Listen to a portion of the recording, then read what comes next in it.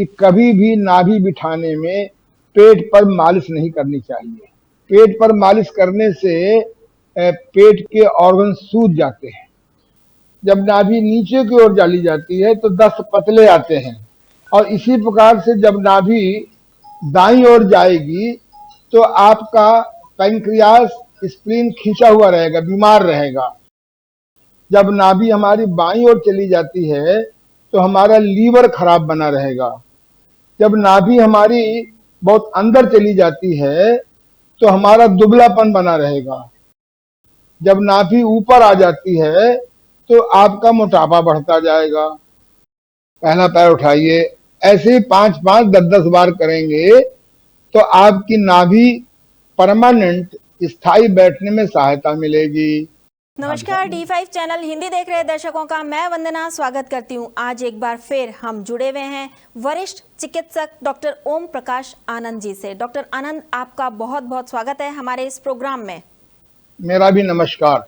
Doctor आनंद, आज हम बात करेंगे कि जब आपकी नाभि हट जाती है तो उससे क्या बीमारियां हो सकती हैं या क्या परेशानियां हो सकती हैं, और उसको कैसे ठीक किया जा सकता है, यानी कि आप उसे घर में रह करके भी कैसे ठीक कर सकते हैं।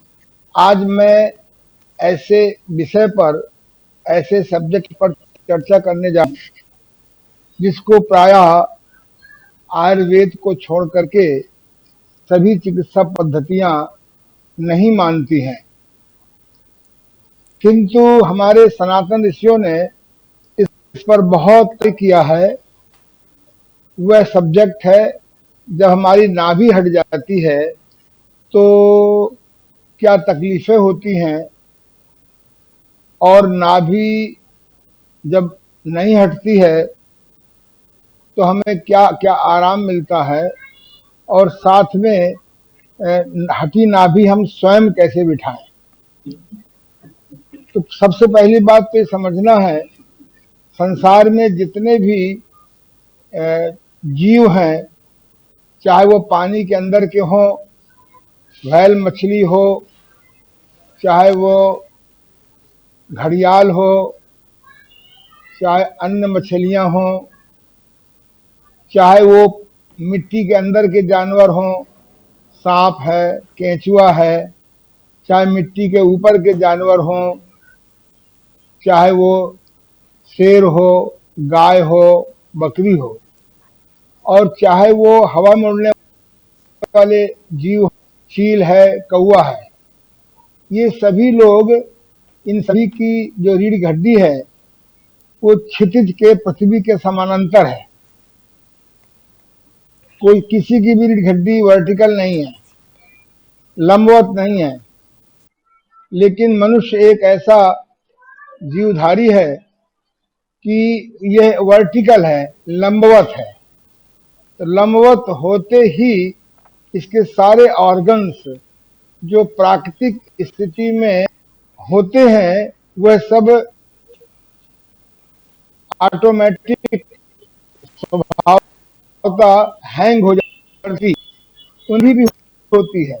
जितने जीव हैं, जब वो 4 पैर से चलते हैं, चाहे 8 पैर से चलते हैं, यानी क्षितिज के समानांतर चलते हैं, तो उनकी नाभि ऑटोमेटिक हड्डी लो, ऑटोमेटिक रीढ़ हड्डी, जैसे ये है, 4 पैर से चलेंगे तो उनकी रीढ़ हड्डी ऑटोमेटिक आगे पीछे होती रहती है, उनकी नाभि भी अपनी जगह पर रहती है।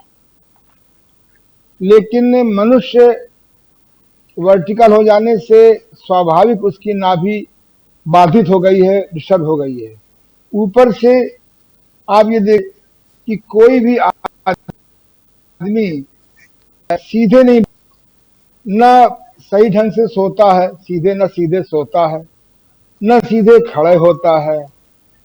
यहाँ तक कि जब वो रास्ते में चलता है तो ये कहीं गड्ढे मिल जाते हैं थोड़ी थोड़ी देर में, उसकी नाभि और भी हट, तो नाभि जब हट जाती है तो नाभि हटने की, कभी तो नाभि ऊपर चली जाती है, कभी नाभि नीचे खिसक जाती है, कभी नाभि दाहिनी ओर चली जाती है, कभी नाभि बाईं ओर चली जाती है, और कभी ऊपर और दाहिने के बीच में चली जाती है। कभी ऊपर के बीच में चली जाती है, कभी बाएं और नीचे के बीच में चली जाती है, कभी दाहिने और नीचे के बीच चली जाती है, यानी 10 दिश लगभग जो है। और कभी नाभि जब मोटापा बढ़ जाता है, पेट निकल आता है, तो नाभि आगे बढ़ जाती है। और जब बहुत दुबलापन होता है किसी कारण से, तो नाभि अंदर चली जाती है।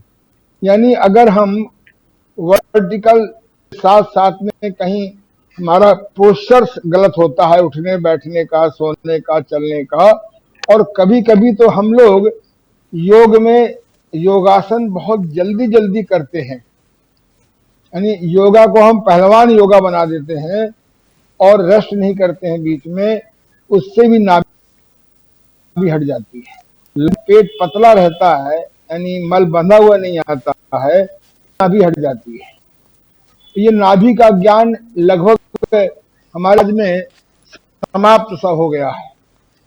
आज से लगभग 40 साल पहले मैं अपने गुरुदेव योग महर्षि स्वामी देवमूर्ति जी के पास बैठा था। एक रोगी मेरे पास आया, हमारे पास आया, तो गुरु जी ने उसको देख करके बताया कि इसकी तो नाभि बहुत हटी हुई है। जब मैंने पहली बार नाभि का इतना स्पष्ट वर्णन देखा, तो मेरे गुरुदेव ने उसको एक एक्सरसाइज से श्वास लेने की सही उसकी नाभि बिठा दी। अगले दिन ही आया, उसने कहा गुरुजी मेरे बहुत आराम मिला है और मेरा पेट बहुत ठीक रहता है। तब मेरी जिज्ञासा जगी और मैंने नाभि पर बहुत लंबे समय तक अनुसंधान कार्य किया। तो नाभि बिठाने की हमारे गांव में सैकड़ों आदमी फुटकर होते हैं कि मंगल के दिन नाभि बिठाते हैं, आदि आदि आदि, और लोग सुख का अनुभव करते हैं। और कभी कभी लोग नाभि हटाने में, बैठाने में पेट को मालिश करते हैं। तो मैं अपनी बात आगे बढ़ाऊं, इसके बाद इसके लिए एक बात बता दूं कि कभी भी नाभि बिठाने में पेट पर मालिश नहीं करनी चाहिए। पेट पर मालिश करने से पेट के ऑर्गन सूज जाते हैं।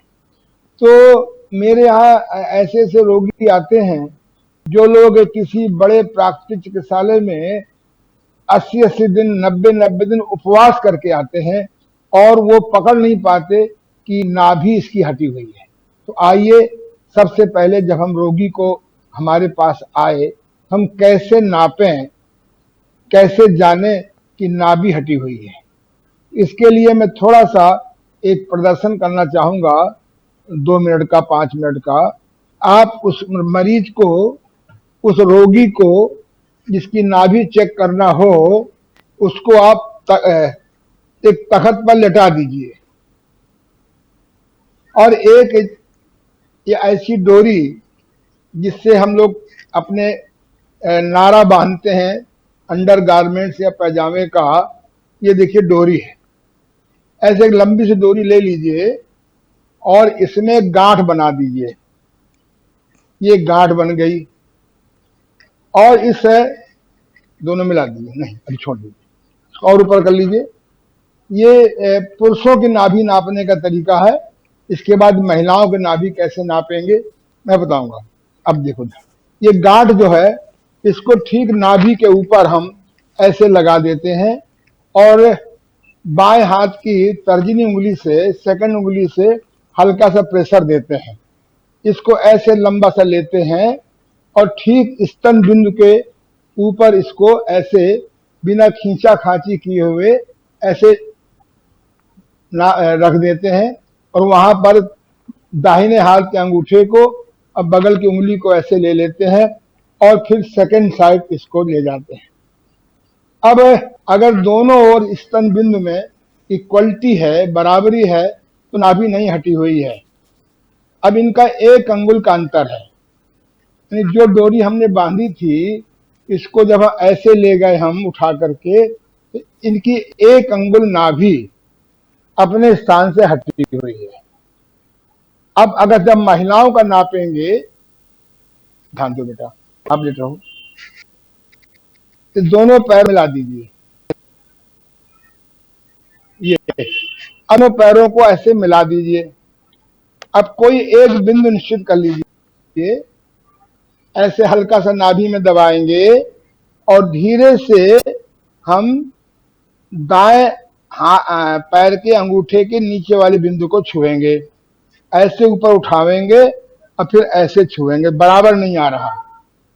तो जब नाभि महिलाओं की नापेंगे, बहनों के नापेंगे, बेटियों के नापेंगे, माताओं के नापेंगे, तो नाभि से पैर नापेंगे। हम 5वीं उंगली को भी ऐसे टच कर सकते हैं और ऐसे उठा कर रख सकते हैं। अगर हमारा इक्वल नाप नहीं आई है, बराबर नाप नहीं आई है, तो नाभि हटी हुई है। अब हम देखें कि नाभि है कहां पर। ऐसे पैरों को उठा लीजिए और थोड़ा सा करिए बाहर। जैसे हम दिल के, जब बाईं तरफ हम दिल के ऊपर हाथ रखते हैं, हमारा दिल धक धक धक चलता है 1 मिनट में 72 बार। ऐसे ही जब हम ऐसे 5 उंगलियों को ऐसे मिला लिया दाहिने हाथ के और ऐसे बराबर कर लिया बाएं हाथ की हथेली से, और धीरे से इसको ऐसे प्रेशर नाभि के ऊपर रख लिया और धीरे से दबाइए। अगर 5 उंगली के मध्य में हृदय की तरह टप टप टप धड़कन होती है, तो समझो कि नाभि अपने स्थान पर है। क्योंकि नाभि से स्तन बिंदु और नाभि से पैरों की ओर जब दोनों ओर नापा हमने, तो 1-2 अंगुल का अंतर आया। ये तो निश्चित है नाभि हटी हुई है। जब हल्का सा प्रेशर देंगे तो देखिए इनकी नाभि बीच में नहीं है। फिर हम इसको बड़े प्यार से ढूंढेंगे, ऊपर की ओर जाएंगे। अब इनकी नाभि ऊपर की ओर लगभग 1 अंगुल 2 अंगुल है। अगर मान लो यहां नहीं मिलती तो दाहिनी ओर जाएंगे। अब नीचे जाएंगे, उठा के बाईं ओर जाएंगे, बहुत प्यार से हल्के से प्रेशर देंगे। इनकी नाभि अपने स्थान से 1-2 अंगुल ऊपर हटी हुई है। इसका मतलब निकला कि इनका जब नाभि ऊपर की ओर हट जाती है तो पेट कब्ज कड़ा रहता है। जब नाभि नीचे की ओर डाली जाती है तो दस्त पतले आते हैं। और इसी प्रकार से जब नाभि दाईं ओर जाएगी तो आपका पैंक्रियास, स्प्लीन खींचा हुआ रहेगा, बीमार रहेगा। जब नाभि हमारी बाईं ओर चली जाती है तो हमारा लीवर खराब बना रहेगा। जब नाभि हमारी बहुत अंदर चली जाती है तो हमारा दुबलापन बना रहेगा। जब नाभि ऊपर आ जाती है तो आपका मोटापा बढ़ता जाएगा। अब हम करेंगे क्या कि अब नाभि तो हट गई। इसका एक बहुत सिंपल तरीका है नाभि बिठाने का। ऐसे तो सैकड़ों विधियां हैं नाभि बिठाने की, पर मैं एक बात पुनः 2 बातें याद दिलाऊंगा कि जब भी किसी महिला का नाभि देखें तो जरूर पूछ लें कि आप प्रेग्नेंट तो नहीं है, गर्भवती तो नहीं है। गर्भवती औरत का कभी भी प्रेशर देकर के नाभि नहीं नापेंगे और मालिश करने में इस पेट को टच नहीं करेंगे।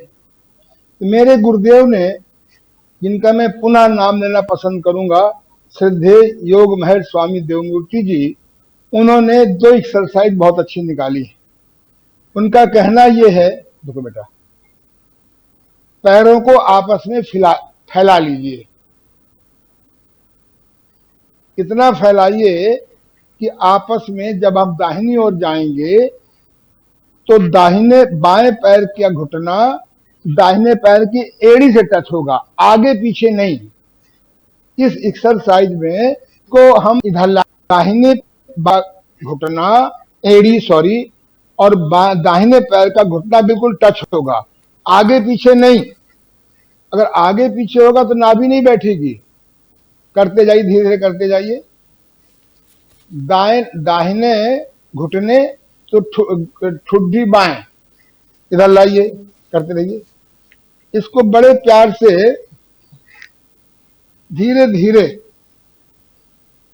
आप करते रहिए, करते रहिए।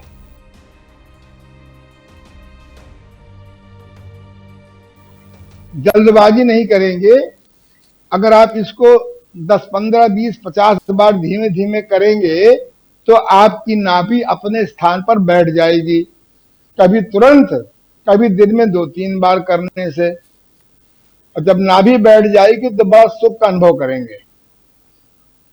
ध्यान दीजिए, इसीलिए हमारे गुरुदेव कहते हैं, मेरा भी अनुभव है, कि सवेरे उठते ही, नींद खुलते ही, बिस्तर पर ही इस एक्सरसाइज को 20, 30, 40, 50 बार आप कर लेंगे तो रात को अगर रॉन्ग पोस्चर में सोने के कारण नाभि हट गई है तो तुरंत बैठ जाएगी और आपका पेट ठीक रहने रहेगा। अब पैर खोल दीजिए। परमानेंट नाभि बिठाने के लिए आप 2 आसन और करेंगे। दोनों पैरों को मिलाइए, हाँ, धीरे धीरे पैरों को उठाइए और जब आपको आंखों से दिखाई पड़ने लगे अंगूठा तो आप नीचे कर लीजिए, फिर उठाइए। अगर दोनों पैर ना उठा सकते हो, कम से कम 5 बार करेंगे, 5 गिनती में रोकेंगे, तो एक एक पैर उठाइए, नीचे करिए, दूसरा पैर उठाइए, 5 गिनती में रोकिए, पहला पैर उठाइए। ऐसे ही 5-5, 10-10 बार करेंगे तो आपकी नाभि परमानेंट स्थायी बैठने में सहायता मिलेगी। अब इसी प्रकार से दूसरा आसन है आपका नौका आसन। ऐसे हाथों को बगल में कर लें ऐसे और इस प्रकार से उठें। ऐसे 5 गिनती में रोकेंगे, 5 बार करेंगे। इससे आपकी नाभि धीरे धीरे बैठने लगेगी। नाभि बैठने के बाद संभव हो तो थोड़ा सा गुड़ खा लीजिए और नहीं मिले तो परेशान न होइए, आप बहुत थोड़ी मात्रा में दलिया भी खा सकते हैं। डॉक्टर आनंद, आप हमसे जुड़े, आपका बहुत बहुत धन्यवाद। धन्यवाद के साथ में एक मैं सूचना दे दूं, नाभि के बारे में बहुत विस्तार से जानना हो तो मेरी किताब निःशुल्क आप पढ़ सकते हैं। anandyoga.com में जाइए और वहां पर अदर बुक में क्लिक करिए, आपको पूरी ये पुस्तक, हाँ, ये पूरी पुस्तक मिल जाएगी। निःशुल्क पढ़िए। यदि आप ये ज्ञान सीख लेंगे तो न केवल सैकड़ों आदमी की सहायता कर लेंगे बल्कि आप इससे रोजगार भी पैदा कर सकते हैं लोगों की सहायता करके। धन्यवाद। अगले एपिसोड में आपसे फिर मुलाकात होगी, तब तक के लिए नमस्कार। ज्योतिष कोई टोना टोटका नहीं है, एक विद्या। जोशी है कोई जादूगर नहीं है, आपका अच्छा सलाहकार। कैसे कर सकते हैं आप अपनी समस्याओं का हल इस विद्या को जानकर? यह कोई भ्रम नहीं, एक साइंस। आपके ग्रहों में छिपा है आप ही की समस्याओं का हल। तो देर किस बात की? आइए देखते हैं अपना प्रोग्राम ज्योतिष एक विद्या।